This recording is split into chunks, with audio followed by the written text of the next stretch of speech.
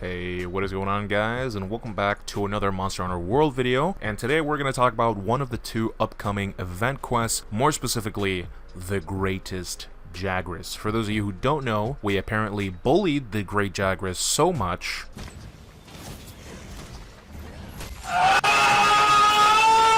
that they're releasing an arc Tempered Great Jagras. And from the looks of it, he is an absolute unit. So I wanted to make some sets in preparation for fighting him. Now, taking a look at his weaknesses here, he is mainly weak to fire, which is what we will be using for DPS, but he is also very prone to all abnormal statuses. So in reality, you could probably take whatever weapon or build you prefer versus him, although you'd probably want some sleep and paralysis to make the fight even easier, and that's exactly what we're going to do. So first off, I have two DPS sets. The first one is a Fire Elemental Charge Blade set. For this one, I'm using the new Kiar Strong Arm King, augmented for a health regen augment. The helmet is the Kaiser Crown Gamma, slotted with a critical jewel and a tenderizer jewel. The chest piece is the Damascus Mail Beta, slotted with 3 blaze jewels, and the rest of the gear is Zenajiva Gamma armor, slotted with a total of 2 tenderizer jewels, a magazine jewel, a charger jewel, 3 expert jewels, and an iron wall jewel. And the charm we're going to be using is the Handicraft Charm 3. As a whole, this would give you 5 levels of critical eye, 3 levels of fire attack, maxed out crit boost, weakness exploit, and focus, 3 levels of handicraft, 1 level of power prolonger, capacity boost, 1 leftover level of special ammo boost, 1 level of guard,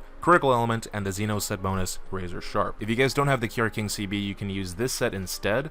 This one uses the Halberian Blade, which is the Rathalos Charge Blade, and it also has critical element as well as Razor Sharp.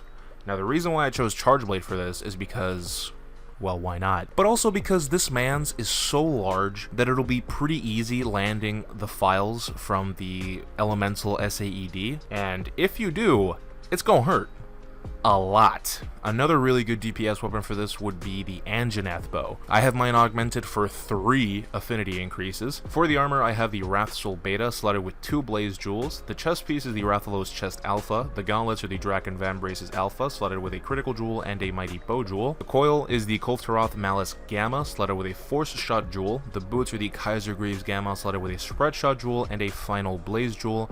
And the charm is the Fitness Charm 3. As a whole, this would give you 4 levels of fire attack and critical eye, maxed out crit boost and weakness exploit, 3 levels of constitution, 1 level of attack boost, normal shots, spread shots, and bow charge plus, as well as the Rathalos set bonus critical element. This bow does a lot of damage, like a lot of damage. It has over 500 fire element on it. Unfortunately, the crit on it isn't that high, so if you don't want to opt for 3 affinity augments, you can go for whatever you want, though I would recommend at least 1 affinity increase. Since this bow does have negative affinity, at least 1 upgrade will go quite a long way. As for utility weapons, any meta paralysis build would be really good here, especially a paralysis insect glaive, because he is also weak to blast. So if you have blast powder on your Kinsect, that can add up to a lot of damage over the course of the fight. Not to mention you can easily mount him as well for some extra CC. If you guys want to see a fantastic paralysis insect glaive set, I'll leave a card on the top right hand side of the screen right here. Is a link to my video. It's a video where I showcase the paralysis insect glaive set using the new Kiar paralysis glaive. So go ahead and click that, watch it, and come back to this video. Moving on, arguably better than that would be a heavy bowgun with sleep and paralysis ammo. So for the bowgun, I chose the Kiar Assault Magma, which has sleep 1 and 2, as well as paralysis 1 and 2. I have it augmented for an affinity increase, since this thing does have built-in critical status, which is fantastic.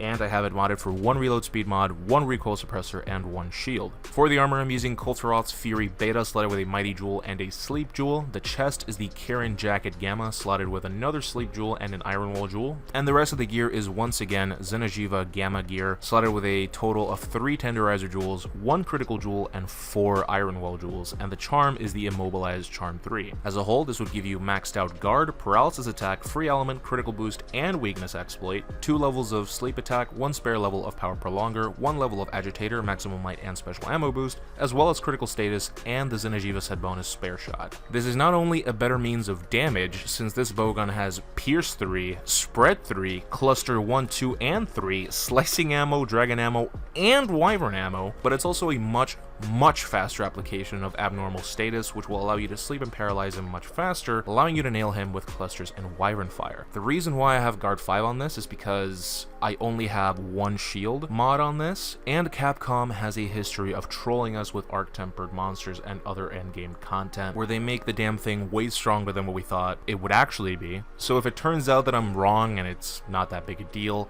just simply swap out the Iron Wall jewels for some expert jewels for some extra crit. Or if you're just not into that pussy shit and you just want to go full max DPS, you can use this set instead. This has max out attack boost, max peak, max re-element, has spare shot, and it has 4 levels of agitator. You could swap out the guard up jewel for another challenger jewel to max out agitator, but I opted for a guard up jewel anyway. Also, if you do not have the Kiar HBG, you can simply just use the regular Zora Magdaros one that actually has a level 2 slot built into it, so you won't have critical status, but you do have an extra slot, so that's really useful as well. I want to give a huge shout out to Ahmed, once again, my boy from the Discord, for hitting me up with this set and the suggestion for the low budget quote-unquote heavy bowgun. So if you're in a group, I highly recommend at least one of your party members run this in order to create some great DPS windows for everybody on the team. Well guys, those are the sets I will be using to fight the Chunkmeister when he is released. Let me know what you guys think in the comments below, and as always, if you guys have any suggestions, be sure to leave them in the comments as well. And while you're at it, let me know what you will be using to fight him. And that about wraps up this video, guys. If you enjoyed, make sure to drop a like, as it really does help me out, and it lets me know that these are the type of videos you guys want to see. And if you do enjoy the content I'm making, be sure to subscribe and turn on that bell to be notified whenever I upload a new video. I'll be back with some anti-arc tempered Lavasiath sets, everybody's favorite, most acclaimed monster. I can't wait. I'm actually literally sweating and shaking right now in anticipation. I can't wait to fight him. He's my favorite monster. So anyway, until then, everybody take care.